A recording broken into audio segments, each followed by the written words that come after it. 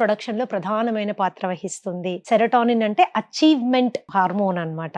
మీరు ఈ రోజు వాకింగ్ చేశారు, హ్యాపీ ఫీల్ అవుతారు, సెరటోనిన్ ఈస్ బిహైండ్ ఇట్. ఈ రోజు మంచి పెయింటింగ్ వేశారు, చాలా హ్యాపీ ఫీల్ అవుతారు, serotonin it will help you go forward in achievement. ఏదైనా సాధించే దిశగా మనని ఎంకరేజ్ చేస్తుంది.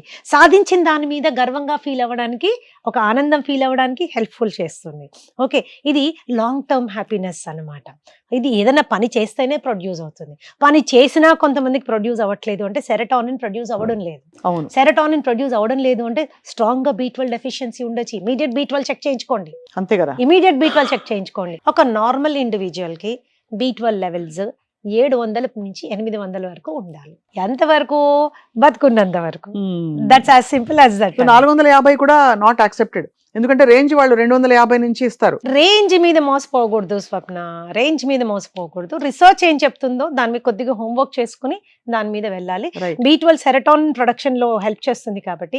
రెండోది, విపరీతమైన కోపం వస్తుంది. ఇంతకు ముందు లేదు మేడం, ఇప్పుడు ఎందుకు అన్నిటికీ కోపం వచ్చేస్తుంది, అందరి మీద అరిచేస్తున్నాను, పిల్లలు బాధపడుతున్నారు, మా ఆవిడ బాధపడుతోంది, ఎంప్లాయీస్ అందరు బాధపడుతున్నారు, ఏం చేయాలో అర్థం కావట్లేదు. B12 చెక్ చేసుకోండి. B12 కనుక చాలా తక్కువ ఉంటే మీ B12 ని ప్రాపర్ చేసుకోండి, అగ్రెషన్ లెవెల్స్ తగ్గిపోతాయి.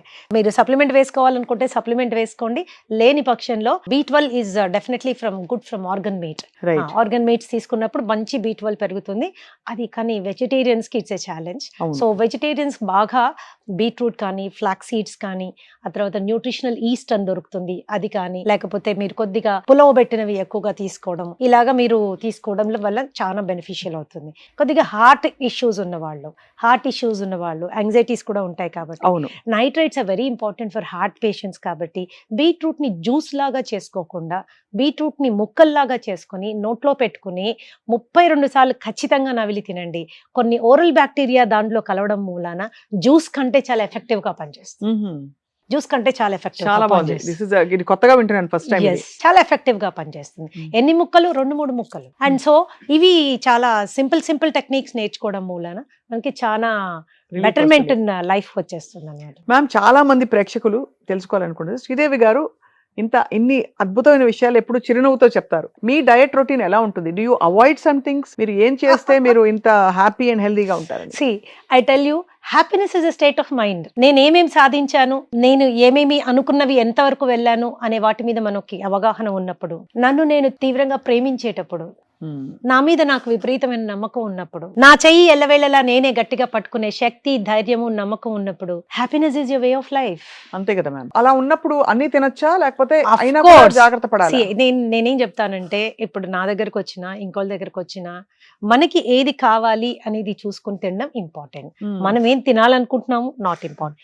ఎప్పుడో ఒక 3 నెలలకి 4 నెలలకి ఒక రోజు స్నేహితులందరితో కూర్చున్నాం, తినుకోవడం ఏదో తిన్నాం, ఒక ఐస్ క్రీమ్ తిన్నాం, లేకపోతే ఒక బిర్యానీ తిన్నాం, దాంతో కొంపలు అంటుకునేది ఏమీ ఉండదు. మీరు జాగ్రత్తలు పాటిస్తారా మ్యామ్? అలవాటైపోయింది.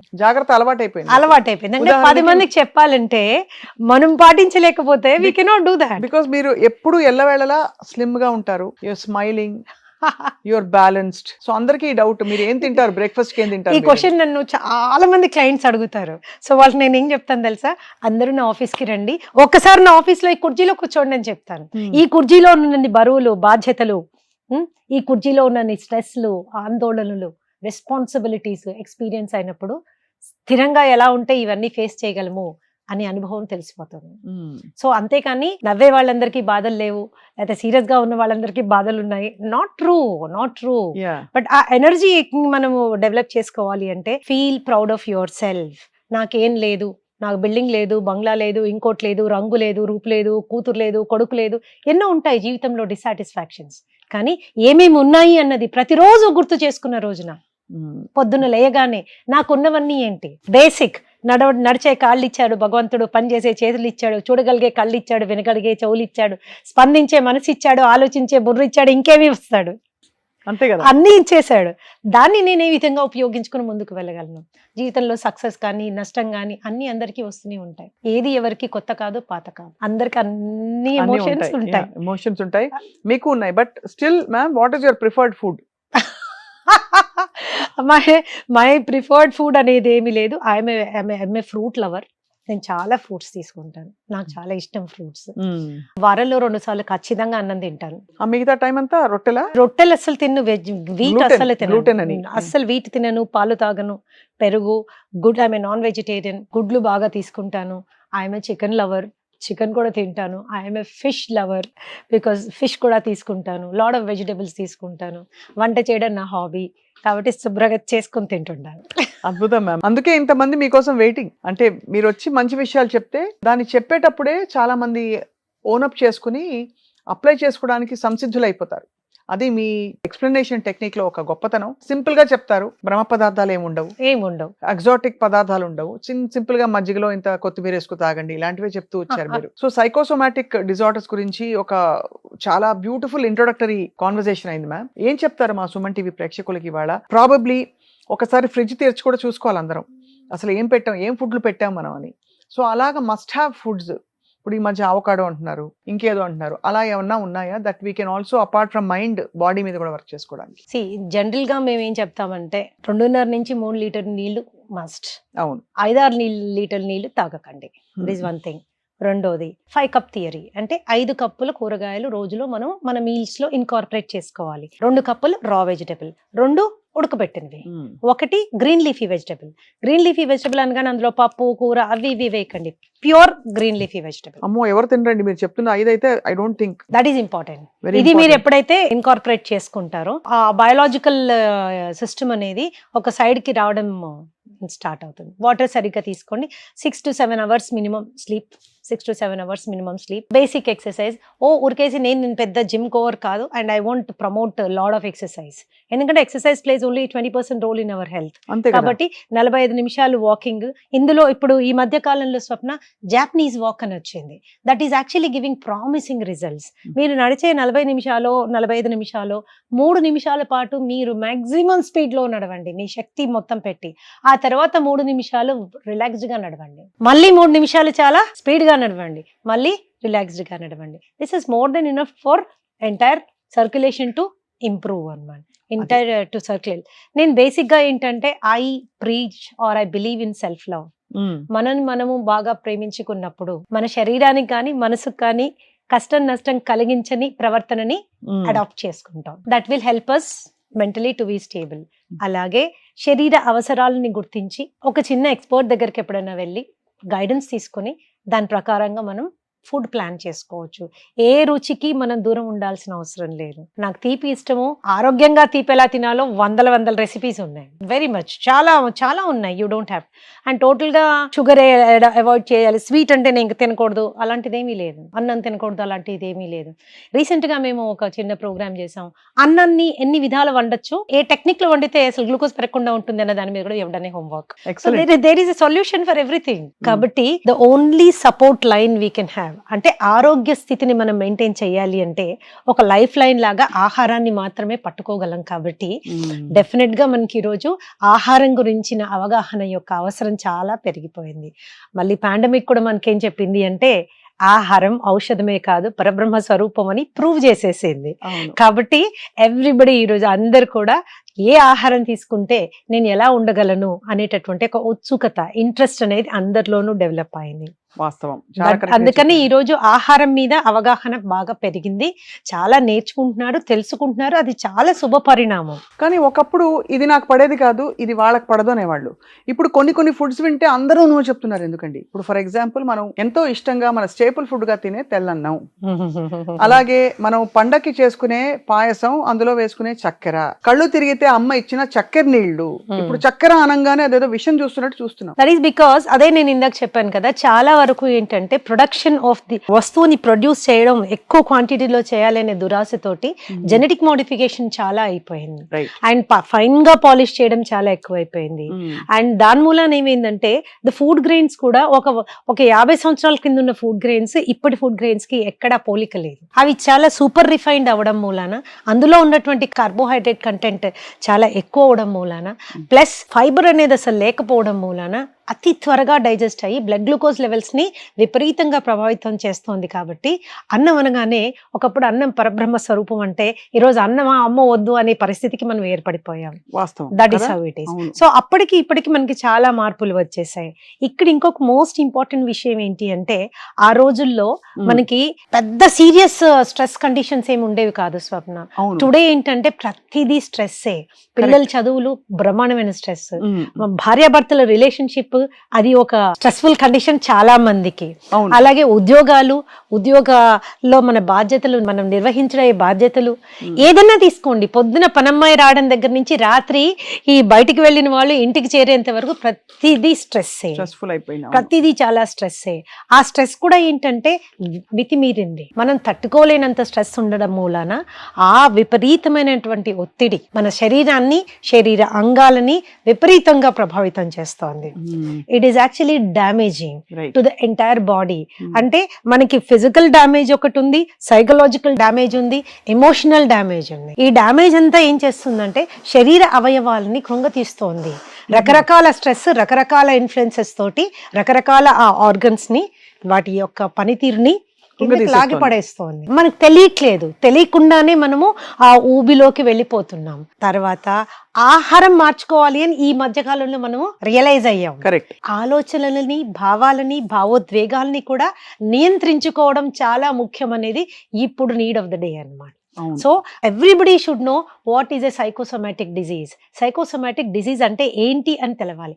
సైకి అంటే మనసు, మైండ్, ఆలోచన. సోమా అంటే శరీరం. సైకోసోమా అంటే ఈ మైండ్ యొక్క ప్రభావం శరీరం మీద ఎంత తీవ్రంగా పడుతోంది అని ఇది మనం అర్థం చేసుకుంటే ఈ ఇంటరాక్షన్ మూలాన వచ్చే జబ్బుల్ని సైకోసోమాటిక్ డిజీజెస్ అంటాము అని అర్థమైపోతుంది. సో దాన్ని మనం మరి ఆహారంతో సరి చేసుకోవచ్చు అంటారా? I tell you something. Psychosomatic disease అనగానే ఇదేంటి కొత్త డిజీజెస్ గురించి ఇప్పుడు మాట్లాడడానికి వచ్చారనుకుంటా. ఇందులో ఏ కొత్తదనము లేదు, అంతా పాతవే. కాకపోతే దానికి ఎప్పుడు మనం ప్రాధాన్యత ఇవ్వలేదు. రైట్. మనకి బాధ్యతలు, ఉద్యోగాలు, అక్కడ ఆఫీషియల్ రెస్పాన్సిబిలిటీస్, భార్యగా భార్య రెస్పాన్సిబిలిటీస్, భర్తగా భర్త రెస్పాన్సిబిలిటీస్. సో రోల్ ప్లేయింగ్ మీద మనం ఫోకస్ చేసాం, కానీ ఈ రోల్ ప్లేయింగ్ మన శరీరాన్ని ఏ విధంగా ఇన్ఫ్లుయెన్స్ చేస్తుంది అనే దాని మీద మనం ఫోకస్ చేయలేకపోతున్నాం. సో ఇప్పుడు సైకోసోమాటిక్ డిజీజ్ అంటే మనకొచ్చే రకమైన జబ్బులు మీరు తీసుకుంటే దాంట్లో 70 నుంచి 80% సైకోసోమాటిక్ డిజార్డర్స్.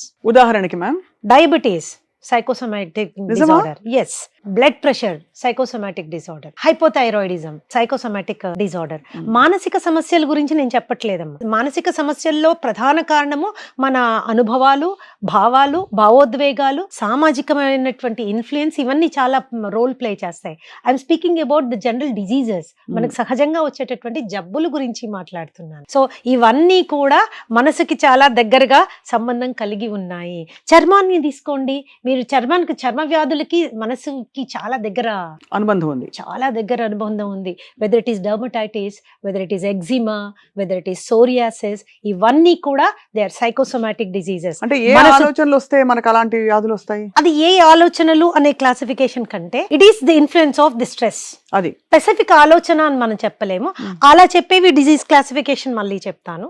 జనరల్ గా ఏమవుతుంది, ఏదన్నా విషయం గురించి మనం బాధపడినప్పుడు, లేకపోతే ఒత్తిడికి లోనైనప్పుడు, స్ట్రెస్డ్ గా ఫీల్ అయినప్పుడు ఏం జరుగుతుంది? Physiological changes. మొదటిది, stress is a need of the life. కడుపులో భయం లేదు అని తిడతారు పెద్దవాళ్ళు కదా. ఆ కడుపులో భయం ఉంటేనే మనం పనులు త్వరగా చేసుకుంటాం, ఇన్ టైం చేసుకుంటాము, అండ్ మన కోరికలకి రూపాన్ని కల్పించే విధంగా ప్రవర్తిస్తూ ఉంటాం. కానీ ఆ కడుపులో భయము తీవ్రమైన రూపం దాల్చి మొత్తం శరీరాన్ని కొంగతీస్తుంది అనుకోండి, then it is leading to a psychosomatic disease. ఇది మనం గుర్తుంచుకోవాలి. This is very important. And ఈ సైకోసోమాటిక్ కండిషన్స్ స్టార్ట్ అయినప్పుడు ముందు మనకి నార్మల్ గా it is called healthy normal stress. Homework in time ఇవ్వాలి, project work in time submit చేయాలి, ఆఫీస్ కి ఇన్ టైమ్ లో వెళ్ళాలి, ఫైనాన్షియల్ కండిషన్స్ డిసిప్లిన్డ్ గా ఉండాలి.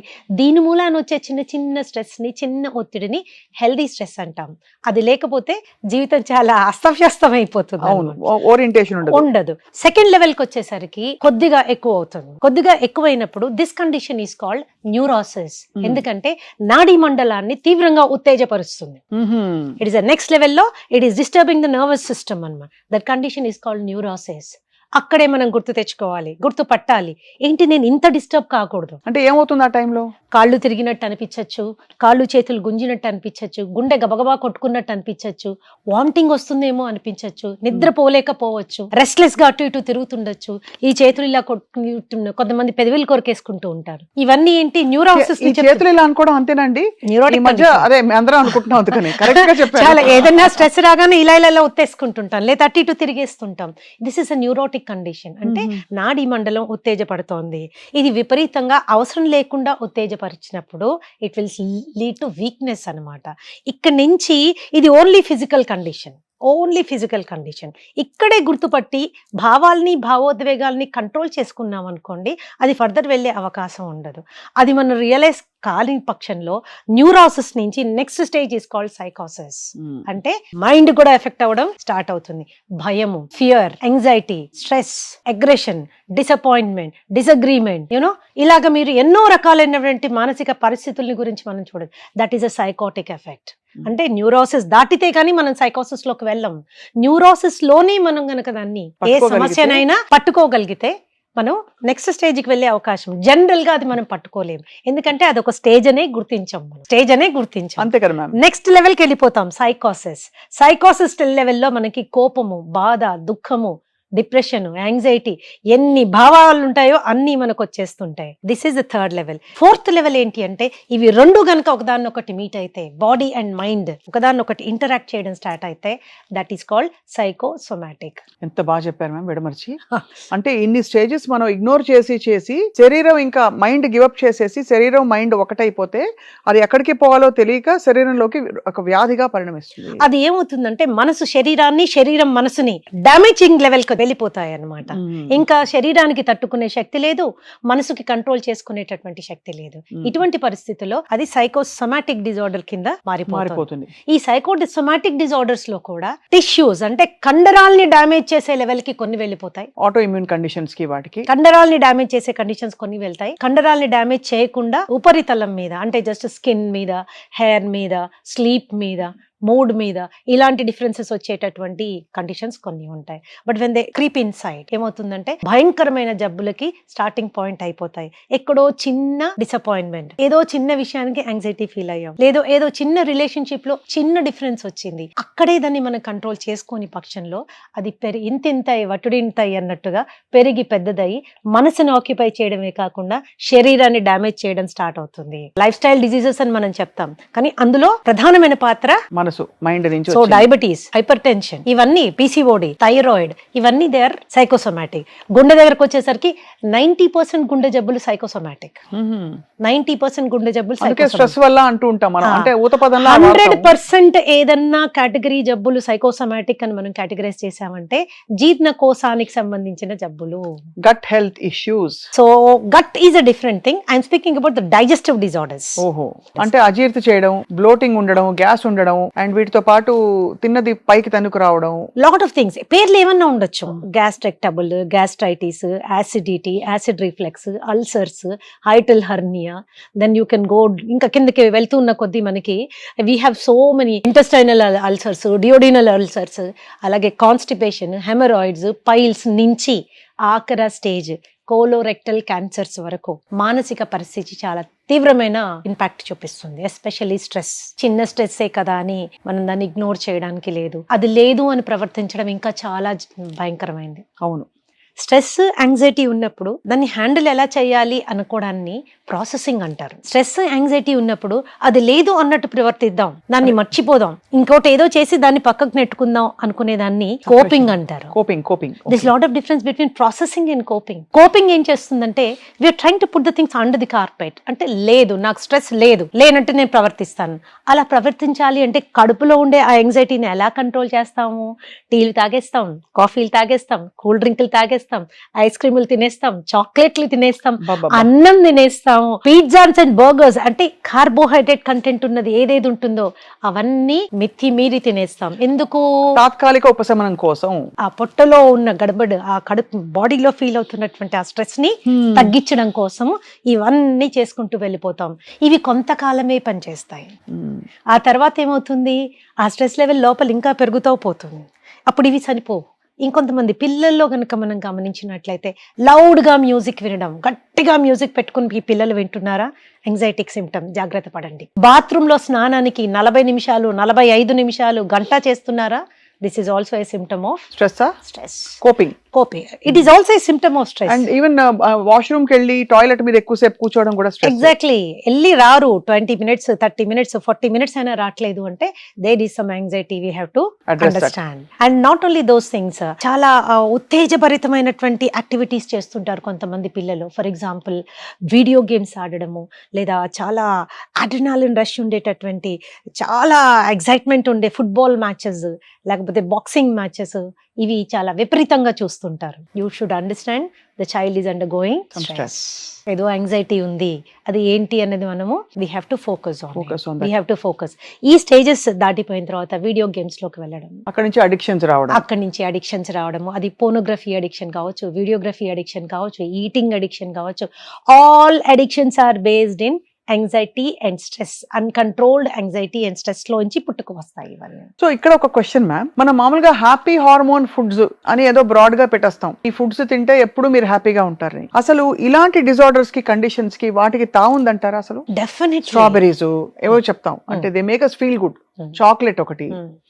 So what is the connection ma'am? ఏమిటా ఫుడ్స్? ఫస్ట్ ఆఫ్ ఆల్ మనం అలా చెప్పుకునే ఫుడ్స్ ఏమిటి? స్వప్న, ఇద్దరు వ్యక్తులకి ఒకే రకమైనటువంటి అనుభవాలు జరిగాయి లైఫ్ లో. అది ఫెయిల్యూర్ కావచ్చు, స్ట్రెస్ కావచ్చు, యాంగ్జైటీ కావచ్చు, what ever you want to describe it as. ఒకళ్ళు మాత్రం కుంగి కుసించిపోయారు, ఇంకోళ్ళు మాత్రం గట్టిగానే ఉన్నారు. ఆ గట్టిగా ఉన్న వాళ్ళని స్ట్రాంగ్ పర్సనాలిటీ అని, ఇలా కుంగి కుసించిపోయిన వాళ్ళని వీక్ పర్సనాలిటీ అని జనరల్ గా మనము రిఫర్ చేస్తూ ఉంటాం. But what is more important is ఆ వచ్చినటువంటి ఛాలెంజ్ ని తట్టుకోవడానికి కావాల్సినటువంటి రీసైలెన్స్, దానికి కావాల్సినటువంటి ఫీల్ గుడ్ హార్మోన్ లెవెల్ ఎంత వరకు ఉంది అనేది వెరీ ఇంపార్టెంట్. ఆ ఫీల్ గుడ్ హార్మోన్స్ కి we need that feel good foods. అవి మన ఎండార్ఫిన్స్ కావచ్చు, ఆక్సిటాసిన్ కావచ్చు, డోపమిన్ కావచ్చు, సెరటోనిన్ కావచ్చు, ఇవన్నీ ఫీల్ గుడ్ హార్మోన్స్. ఈ ఫీల్ గుడ్ హార్మోన్స్ ఎక్కడ ప్రొడ్యూస్ అవుతాయి? ఇక్కడని చాలా మంది అనుకుంటారు, కాదు ఇక్కడని ఇంకొంతమంది అనుకుంటారు. కానీ అవి ఎక్కడ ప్రొడ్యూస్ అవుతాయంటే మీ పేగుల్లో ఉన్న సూక్ష్మ క్రిములు ప్రొడ్యూస్ చేస్తాయి. Gut health. సో అక్కడ డైరెక్ట్లీ కనెక్టెడ్ విత్ ఫుడ్ అన్నమాట. సో అక్కడ ఎలాంటి ఫుడ్స్, అక్కడ ఇట్ డిపెండ్స్ మనము ఏం కండిషన్స్ జరుగుతున్నాయి అన్నది. దీనికి కొన్ని మెడికల్ టెస్ట్ మనకి చాలా ఇంపార్టెంట్. సరే, ఫీల్ గుడ్ హార్మోన్స్ లెవెల్ పక్కన పెట్టినా మనం తెలుసుకోవాల్సింది ఇంకోటి ఏంటంటే 2 మేజర్ ఇంపార్టెంట్ విటమిన్స్, B12 ఒకటి, విటమిన్ డి ఒకటి. విటమిన్ డి అంటే ఎండ, ఎముకలు, ఇవి రెండే ఆలోచిస్తాం మనం. Okay, but vitamin D is deficiency, is starting point for almost 150-200 diseases, many cancers. Vitamin D డెఫిషియన్సీతోనే స్టార్ట్ అవుతుంది. And the latest research about vitamin D ఏం చెప్తుందంటే ఇట్ హ్యాస్ సైకోమాటిక్ ఇన్ఫ్లుయెన్స్, అంటే అది మన మనిషి యొక్క మానసిక స్థితిని తీవ్రంగా ప్రభావితం చేయగలదు అని ఓషన్స్ ఆఫ్ రీసెర్చ్ చేశారు. అంటే బేసిక్ గా అది తగ్గిపోతే కొంచెం డిప్రెషన్ సిమ్టమ్స్ కూడా చూసిన వాళ్ళు చూసాం మనం. ఎప్పుడైతే less than 20 vitamin D less than 20 ఉంటుందో మనకి సహజంగానే ప్రతి విషయానికి ఆందోళన పడడం అనేది ఎక్కువైపోతుంది. మన స్ట్రెస్ లోడ్ బేరింగ్ కెపాసిటీ తగ్గుతుంది. అలాగే డిప్రెషన్ అనేది కూడా మన మీద మన కాన్ఫిడెన్స్ తగ్గుతుంది, డెసిషన్ మేకింగ్ కెపాసిటీ తగ్గుతుంది. ఓకే, సో ఇవన్నీ ఏమవుతాయంటే మన పర్సనాలిటీ అని మనం అనుకుంటాం, కానీ విటమిన్ డి కూడా చాలా స్ట్రాంగ్ గా ఇన్ఫ్లుయెన్స్ చేస్తుంది. సో జనరల్ గా కౌన్సిలింగ్ వచ్చిన వాళ్ళకి ముందు ఆ స్క్రీనింగ్ టెస్ట్లు చేసేస్తాం. అంటే మానసికమైన ఇన్ఫ్లుయెన్స్ ఎంత ఉంది, శరీరం ఎక్కడ కోఆపరేట్ చేయట్లేదు, ఇవి రెండు తెలుసుకోవాలి. No condition can be purely physical, no condition can be purely psychological. They are both 2 sides of the same coin. ఒకే నాణానికి 2 వైపులా ఉంటాయి. కాబట్టి రెండిటిని మనము హ్యాండిల్ చేసిన రోజున that procedure is called psychosomatic procedure. Okay, psychosomatic procedure లో చాలా మెథడ్స్ ఉన్నాయి స్వప్న. ఫర్ ఎగ్జాంపుల్ సైకోథెరపీ అంటే ద టాక్ థెరపీ. ఆ వచ్చిన వ్యక్తిని ఆయన అనుభవించే స్ట్రెస్ ని తగ్గించడానికి మనము ఇచ్చే టాక్ థెరపీని మనం సైకోథెరపీ అంటాం. సో ఆ టాక్ థెరపీ ద్వారా అవి తగ్గి ఆ వ్యాధులు కూడా తగ్గుతాయండి. తగ్గి అంటే ప్రాసెసింగ్ లో మనం హెల్ప్ చేస్తాం. అది ప్రాసెసింగ్ లో మనం హెల్ప్ చేస్తాం కాబట్టి చాలా క్విక్ గా శరీరం మీద, డిజీజ్ మీద, మనసు మీద కంట్రోల్ వస్తుంది. అది దట్ ఈస్ ఈ సైకోథెరపీలో most important cognitive behaviour therapy. ఎవరైతే కాగ్నిటివ్ బిహేవియర్ థెరపిస్ట్ ఉంటారో నెగటివ్ థింకింగ్ ని రికగ్నైజ్ చేయడం, దాన్ని పాజిటివ్ థాట్ తో రీప్లేస్ చేయడం. యాక్చువల్ గా ఇట్ ఈస్ లైక్ దిస్. ప్రతి మనిషి ఒక పర్టికులర్ వేలో బిహేవ్ చేస్తారు. ఎందుకు అలా బిహేవ్ చేస్తారు? వాళ్ళ పాస్ట్ ట్రామా, ఎక్స్పీరియన్సెస్. సో ప్రతి ఒక్కళ్ళు కూడా దే హ్యావ్ ఎక్స్పీరియన్సెస్, అనుభవాలు.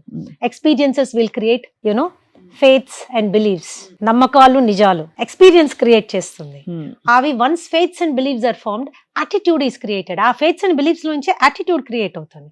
Attitudes will manifest themselves in the form of behaviour. మన ప్రవర్తన నియమావళి. అవును. అది ఎలా జరుగుతుంది? మనకు జరిగిన అనుభవాలు, ఆ అనుభవాల నుంచి మనకు ఏర్పడినటువంటి నమ్మకాలు, బిలీఫ్ సిస్టమ్, ఆలోచనలు, బిలీఫ్ సిస్టమ్స్. సో ఎక్కడైనా మనకి ఒక బిలీఫ్ సిస్టమ్ ఎరోనియస్ గా ఫామ్ అయింది అనుకుందాం. ఓకే, ఎరోనియస్ గా ఫామ్ అయినప్పుడు మన ప్రవర్తన కూడా తదనుగుణంగా ఎరోనియస్ గా ఉంటుంది. అంతే కదా. అంతే. చిన్న ఎగ్జాంపుల్, ఒకసారి మీ స్నేహితుడు ఎవడో మిమ్మల్ని మోసం చేశాడు, ఇది ఊరికనే పొరపాటున జరిగింది. రెండోసారి ఇంకో స్నేహితుడు చేశాడు, మూడోసారి ఇంకో స్నేహితుడు చేశాడు. అయితే జనరల్ గా మనకేమిటి, స్నేహితులు అనే వాళ్ళు ఎవరు లేరు, అందరూ దొంగలే అనే యాటిట్యూడ్ ఫామ్ అవుతుంది. అంతే కదా. ఎలా ఫామ్ అయింది?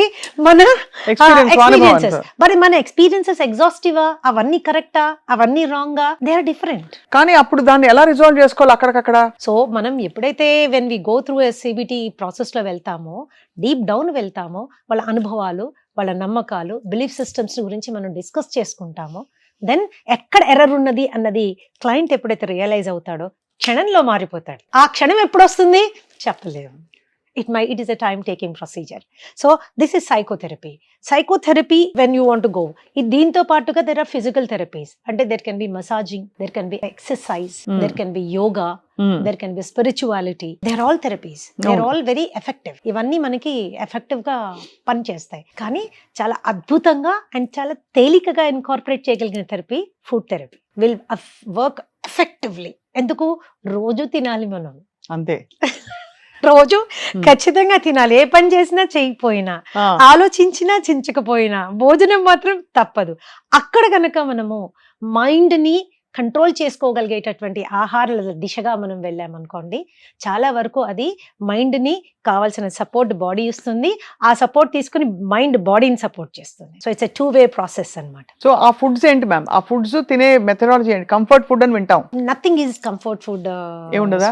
ఇది కంఫర్ట్ ఫుడ్, నాకు పాస్తా తిన్నాను, వాళ్ళు చీజ్ తిన్నాను, ఫ్యాట్ తింటే నాకు బాగా మంచి ఫీలింగ్ వస్తుంది, ఇలా ఎందుకు? సేటిటీ ఒకటి కాదు. ఇట్స్ నాట్ తిన్న ఫీలింగ్ ఒకటే కాదు. సో ఏ కండిషన్ కి ఏ ఫుడ్ తింటే మనము ఏ విధంగా దాన్ని కంట్రోల్ చేసుకోవచ్చు. For example diabetes. ప్రపంచం అంతా డయాబెటీస్ తో బాధపడిపోతుంది. జనరల్ గా డయాబెటీస్ ఎలాంటి వాళ్ళకి వస్తుంది? అతి సున్నితమైన మనస్తత్వం కలిగిన వాళ్ళకి వస్తుంది. ఓహో. మంచి వాళ్ళు అంటే వాళ్ళు స్వీట్ పర్సన్స్, అందుకే డయాబెటీస్ కూడా వచ్చేస్తుంది. అయితే లేని వాళ్ళందరూ ఇప్పుడు కొంచెం కొద్దిగా రఫ్ అండ్ టఫ్ గా ఉన్నారు అనుకోవాలి. కొద్దిగా సెల్ఫ్ సెంటర్డ్ గా ఉన్నవాళ్ళు, నాకు నేను అనే ఆలోచన ధోరణి ఉన్నవాళ్ళు త్వరగా డయాబెటిక్ దీనికి రారు.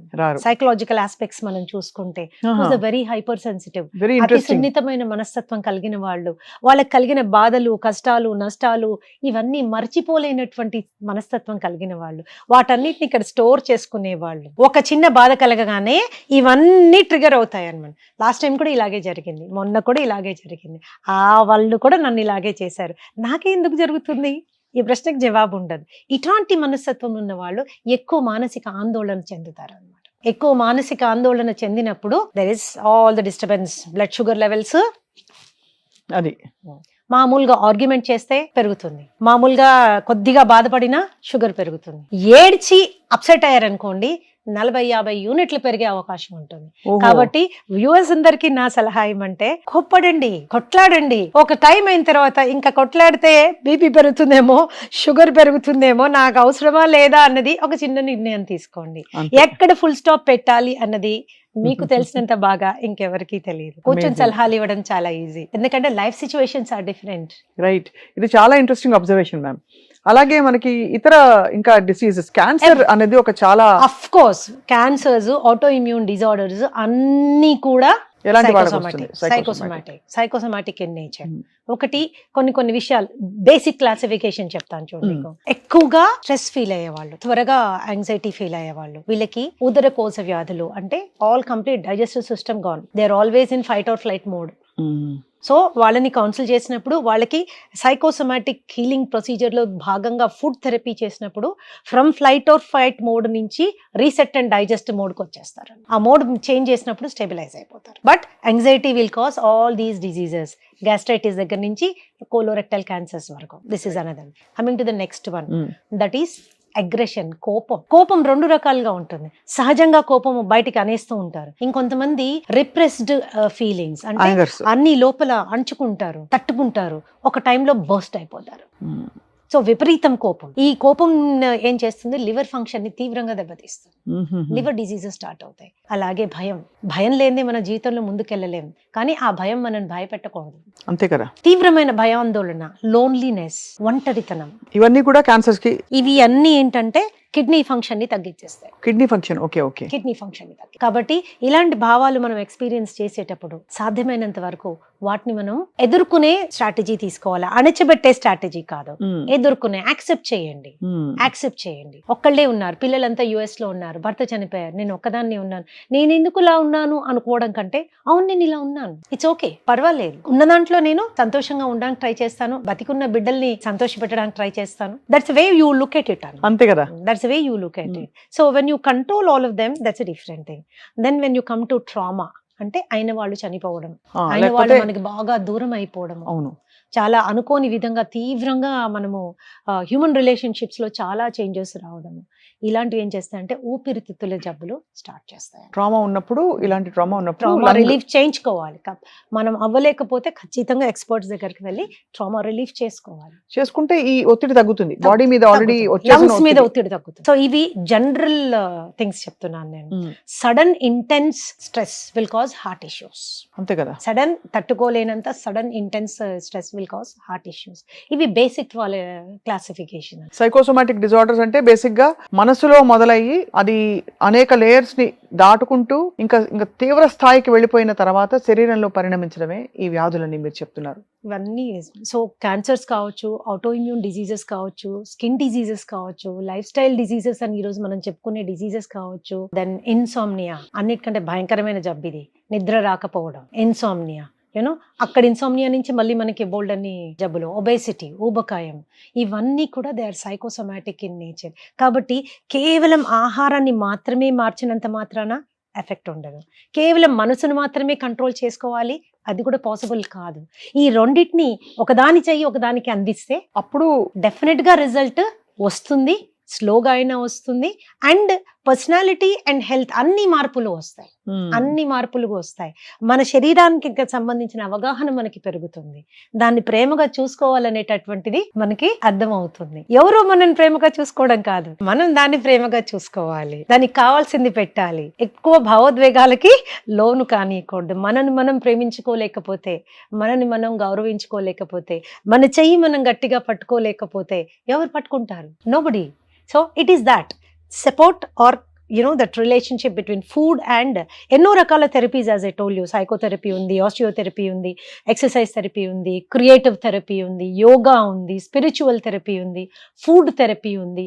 My subject, I work on psychotherapy in combination with food therapy. Ma'am కొన్ని ఫుడ్స్ చెప్పండి మ్యామ్, ఎందుకంటే ఫుడ్ గురించి వినగానే అందరికీ ఒక హోప్ వస్తుంది. చాలా యాంగ్జైటీగా మనం ఉన్నాము, యాంగ్జైటీ త్రూ వెళ్తున్నాము. ఎలా అని స్ట్రెస్ ఉన్నప్పుడు ఏంటంటే నేనేం చెప్తాను, ఆ వారం రోజులు 10 రోజులు మీరు ఖచ్చితంగా పొద్దున్న లేయగానే 2 నుంచి 3 క్యారెట్లు తీసుకొని పైన పొక్కు తీసేసి దాంట్లో 1 ఇంచ్ జింజర్ ముక్క వేసి, దెన్ ఒక ఫుల్ నిమ్మకాయ పిండి, కొద్దిగా కొత్తిమీర వేసి ఫైన్ గా బ్లెండ్ చేయండి. ఫిల్టర్ చేయకూడదు.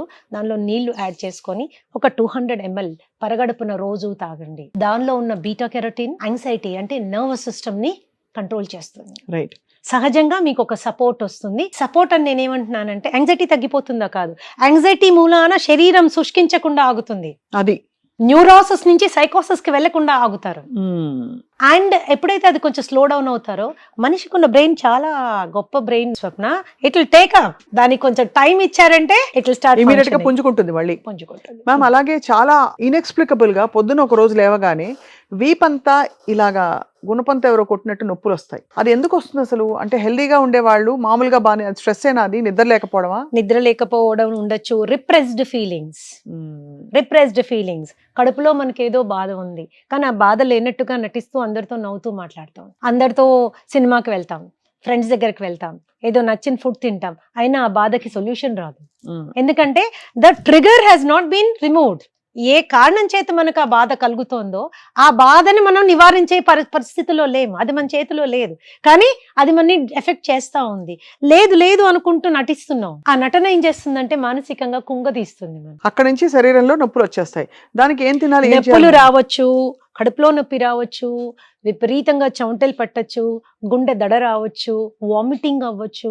ఎస్పెషల్లీ నైట్లో విపరీతం చెమటలు పోసి గుండె నొప్పి వచ్చేసి ఏదో హార్ట్ అటాక్ వచ్చింది అనుకుంటారు, పానిక్ అటాక్స్ అంటాం వాటిని. తీరా వెళ్ళి చెక్ చేసుకున్నాక అన్ని పారామీటర్స్ నార్మల్గా ఉంటే కనుక దిస్ ఇస్ సైకలాజికల్ అని అర్థమైపోతుంది. మీకు అర్థం కాని ఏదైనా లక్షణం శరీరంలో కనిపించినా, మీరు కంట్రోల్ చేసుకోలేని ఏ రకమైన భావాలు భావోద్వేగాలు మనసులో కలిగినా, the best way is meet the expert. Meet the expert. Meet the expert. Understand why your body is behaving in that way. నాకు ఎందుకు ఇలా జరుగుతోంది, ఇది వెరీ ఇంపార్టెంట్. అంటే సమయం మించిపోకుండా ముందుగానే ఎక్స్పర్ట్ సలహాలు తీసుకోవడం. నేనేమంటానంటే ఇంటర్నెట్లు, వీడియో, యూట్యూబ్లు గట్రా చూసేసి ఏదంటే అది ఫాలో అవడము sometimes can be dangerous. చాలా ఆఫ్ కోర్స్ మ్యామ్, మీరు అనేది రైటే. అండ్ మ్యామ్, అరటిపళ్ళు చాలా మంచి కెమికల్స్ ని రిలీజ్ చేస్తాయి బాడీలో. బనానా ఏంటి అంటే it has high potassium levels. ఇది ఒకటి. రెండోది ఏంటి అంటే banana is a very good prebiotic. ఎప్పుడైతే మీరు చాలా స్ట్రెస్ ఫీల్ అవుతారో, కడుపులో ఉన్న మంచి బ్యాక్టీరియా లెవెల్ చనిపోవడం స్టార్ట్ అవుతుందో, బ్యాడ్ బ్యాక్టీరియల్ గ్రోత్ స్టార్ట్ అయ్యే అవకాశం ఉంటుంది. కాబట్టి ఆ కడుపుని అది బ్యాడ్ సైడ్ వెళ్లకుండా అరటిపండు స్టాప్ చేస్తుంది. అలాగే వాటర్ మెలన్ జ్యూస్, అలాగే పొమోగ్రనేట్, అలాగే బీట్రూట్ జ్యూస్, ఇవన్నీ కూడా యాంగ్జైటీ ఉన్న వాళ్ళు సాధ్యమైనంత వరకు మీ డయట్ లో ఇంక్లూడ్ చేసుకోవాలి. రోజు ఒకటే అంటే బోర్ కొడుతుంది కాబట్టి ఆల్టర్నేట్ గా మీ అవకాశాన్ని బట్టి మీరు తీసుకుంటూ ఉండొచ్చు. మ్యామ్, ఇక్కడ చాలా ఆపోజిట్ ఫుడ్. ఆవకాయలు, పచ్చళ్ళు, గోంగూర పచ్చడి, నెయ్యి, అన్నం, పచ్చిల్లిపాయ, టెరిఫిక్ కాంబినేషన్. కానీ ఇది తినడం వల్ల శరీరం, మనసు మీద ఏమైనా ఎఫెక్ట్ పడుతుందా? నార్మల్ పీపుల్ తినొచ్చు ఇలాంటి, బికాస్ అందరికీ ఏదో వేపకాయంతో ఏదో ఒకటి ఉంటుంది. నిల్వ పచ్చళ్ళు చాలా హామ్ చేస్తాయి అని చాలా మంది అనుకుంటారు. అవి హామ్ ఎప్పుడు చేస్తాయంటే విపరీతంగా మొదటి ముద్ద నుంచి ఆఖరి ముద్ద వరకు రోజు అంతంత పచ్చడి వేసుకొని అదే అన్నము కూరలు లేకుండా తిని అప్పుడు చాలా హామ్ చేస్తాయి. That is one thing. రెండోది, మీ గట్ లైనింగ్ కనుక దెబ్బతిని ఉంటే, ఆల్రెడీ ఏదైనా డైజెస్టివ్ డిజార్డర్స్ అండ్ ఇష్యూస్ ఉంటే అప్పుడు మనకి. బట్ రోజు మీరు పెరగన్నం తినేప్పుడు ఇంత పచ్చడి పక్కన పెట్టుకుని నాకున్నంత మాత్రం ఏం తప్పేం లేదు. అండ్ మొదటి ముద్దలో మీరు కలుపుకున్న వేసుకుని తిన్నా కూడా పెద్ద ప్రాబ్లం ఏమీ లేదు. ఏ ఆహారమైనా మీరు సాటిస్ఫైడ్ గా తిన్నారు అనుకోండి, అది ఒక రకమైన మెంటల్ కండిషన్ ఉంటుంది అండ్ ఒక రకమైన కామ్ డౌన్ అవుతారు. కానీ అది ఏం తిని కామ్ డౌన్ అయ్యారు వెరీ ఇంపార్టెంట్. యాంగ్జైటీ ఉన్న వాళ్ళు ఒక బకెట్ ఐస్ క్రీమ్ తినేసి కామ్ డౌన్ అవుతారు. కామ్ డౌన్ అయ్యడం ఇంపార్టెంట్ కాదు, ఆ ఐస్ క్రీమ్ ఏ విధంగా పొట్టను మొత్తం హార్మ్ చేస్తుంది ఈజ్ వెరీ ఇంపార్టెంట్. కాబట్టి అలాంటి పరిస్థితుల్లో ఒక ప్రాపర్ ఎక్స్పర్ట్ గైడెన్స్ తీసుకుంటే, యాంగ్జైటీ ఉన్నప్పుడు మనం ఏం చెయ్యొచ్చు, ఏం తీసుకోవచ్చు, ఎలా తీసుకుంటే మనం బెటర్ గా ఫీల్ అవుతాం. రెండోది విటమిన్ డి, ఇందాక మాట్లాడుకున్నాం కదా, B12 కూడా చాలా ఇంపార్టెంట్.